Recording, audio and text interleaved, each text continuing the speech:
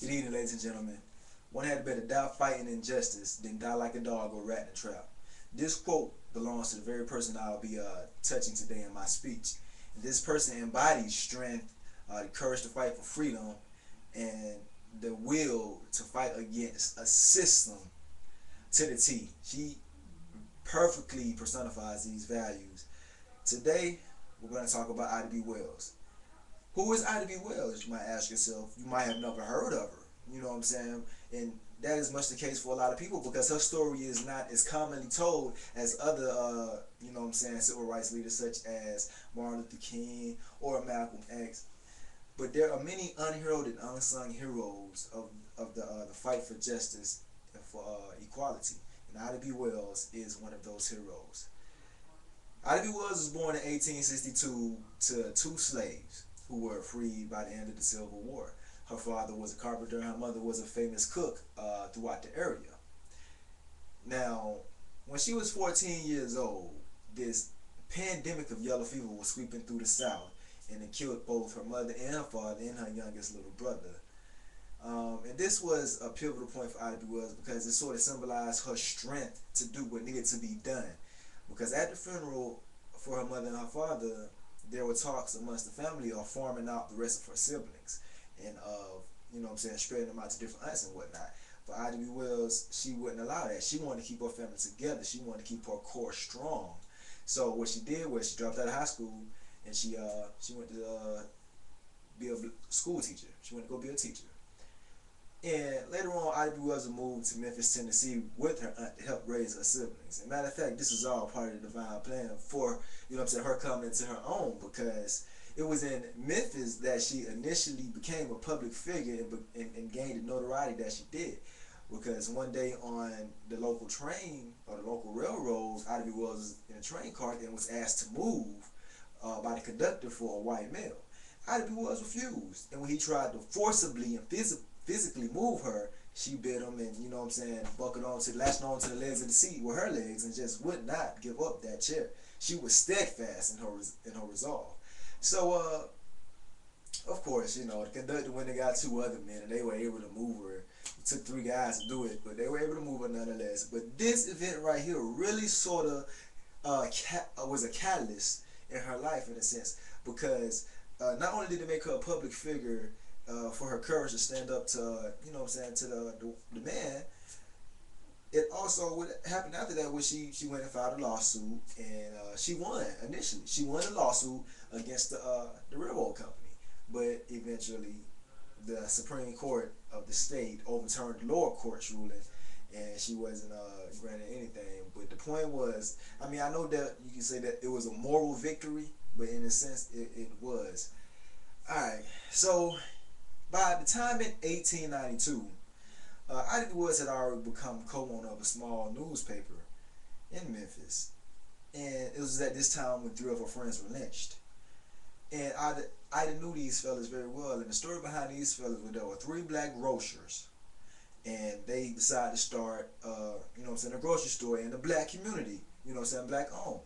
And it became successful. And it started attracting customers away from the white grocery store in the black community. Because if you know anything about those days, and you know normally them were like really, you know what I'm saying, the only white people that were really inside the communities of the blacks. So you had the candy stores, the liquor stores, and the grocery stores, stuff like that. You know, you walked into them and they normally had, you know what I'm saying, white owners and whatnot. But okay, so the competitors of this black grocery store were not feeling it at all. They were not cool with that one bit. So they got together and decided to attack the black grocery store. You know what I'm saying, a band of them. And what they didn't expect on happening was the grocery store to be defended as fiercely as it was.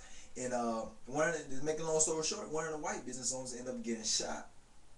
And they arrest all three black grocers. So they take them to jail, and then an angry mob comes and breaks them out of jail, and then goes and lynches them in cold blood for defending their own store. And this was the injustice that just Ida B. Wells just could not stand. It got to her to a level in her heart. It ran so deep in it, it just boiled the blood. And so I mean, she was very hurt by this, man. And at the same, and it was at that point that she decided to do something more so about it. So she went and she chronicled what happened to her to her friends. She wrote about it in the newspaper. You know what I'm saying? She made a big deal out of it. And not only that, but she took it a step further. And this is where her greatest legacy lies, in my opinion. Because Ida B. Wells has done so much more than what I'm touching on here today.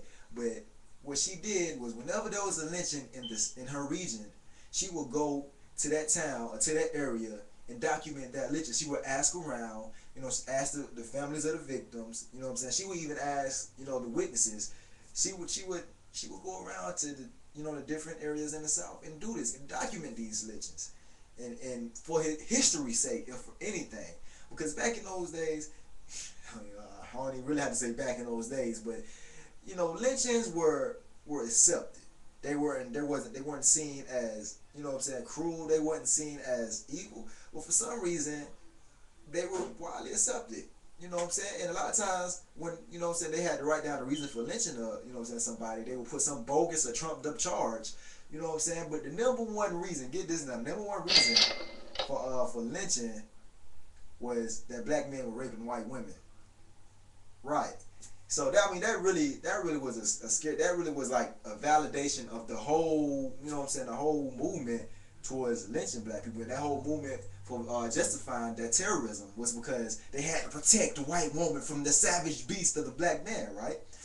So Ida B. Wells went, despite death threats, despite threats of being raped, of being lynched, of being shot, of having her family, done horrible things to her. Despite all these threats, she continued on. She pushed forward and she documented each and every lynching that she heard about.